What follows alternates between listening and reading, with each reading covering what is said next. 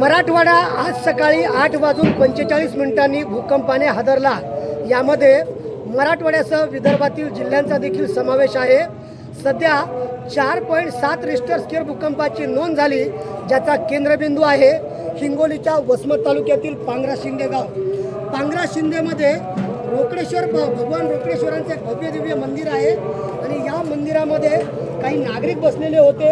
त्यांच्याकडनं आपण जाणून घेऊयात, भूकंप जेव्हा झाला तेव्हा तुम्ही कुठे होते आणि काही नुकसान झाले का?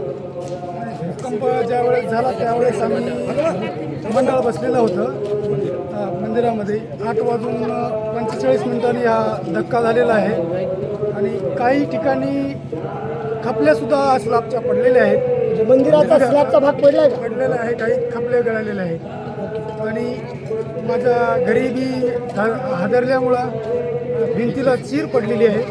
तर मागच्या अनेक वर्षापासून धक्के जाणवतात, आजचा भूकंपाचा धक्का कसा होता? नाही, सर्वात मोठा धक्का होता आणि त्याच्यानंतर बी 2 धक्के झाले, मात्र हळू झाले, अजून होतच आहे। गावातली म्हातारी माणसं या सगळ्या धक्क्यामुळे हादरून गेली। मावशी, तू काय करू लागली जेव्हा धक्का बसला तो? लसूण जोडू लागली, अशी भीतीच्या काठाला ते जण आले, लखलख खाली। काय म्हणत, काय भीती वाटली? घाईवरला जीव लेकरं कोठे येतं म्हणलं, लेकरं कोठेच लेकरं पाहायला पळायचे। आमचा छोटा मुलगा होता, ते पण टेस्ट घेऊन पाहायला 2.5 शॉट लागायला म्हणे। मला सांगा, वर्ष झाले धक्के बसायला दररोज, आजचा धक्का कसा होता?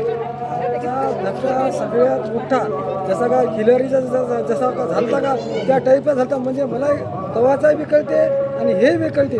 तर असे लेकरं बोलू लागले आणि मथारे माणसाला कोणी धरायला असं म्हणू लागले। आम्ही आता देवळातच होतो।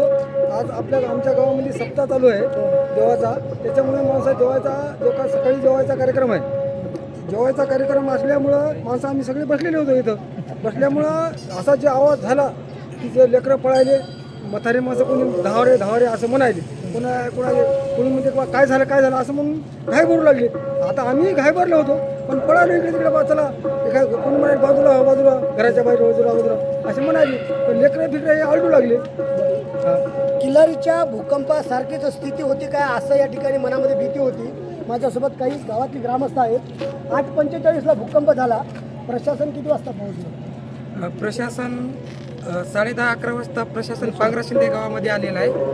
8:45 झाला असून सतत 2017 पासून या पांगरा गावामध्ये तसेच जवळपासच्या सर्व परिसरामध्ये भूकंप होता, परंतु आजपर्यंत झालेल्या भूकंपापेक्षा सर्वात मोठा भूकंप म्हणजे 4.7 रिश्टर स्केलचा भूकंप झाला असून या पांगरा गावामधील कच्चे जे बांधकाम होते त्या कच्च्या बांधकामाला तडा गेला असून सर्व बांधकामाला तडा गेले?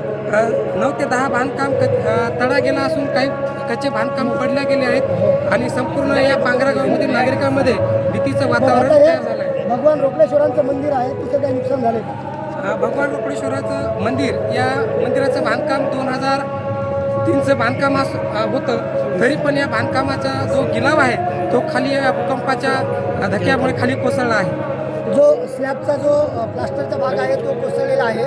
आता मी दाखवतो तुम्हाला, हे सगळे जे लोक आहेत सकाळी 8:45 पासनं एका खुल्या जागेमध्ये येऊन बसलेले आहेत।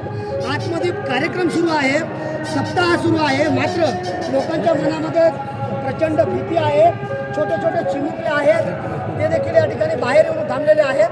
खरं तर प्रशासनानं या भूकंपावरती उपाययोजना शोधण्यासाठी प्रयत्न सुरू केलेले आहेत। हिंगोलीच्या जिल्हाधिकाऱ्यांनी येत्या सोमवारपासनं अनेक भागामध्ये मॉकड्रिल घेऊ असं सांगितलेलं आहे।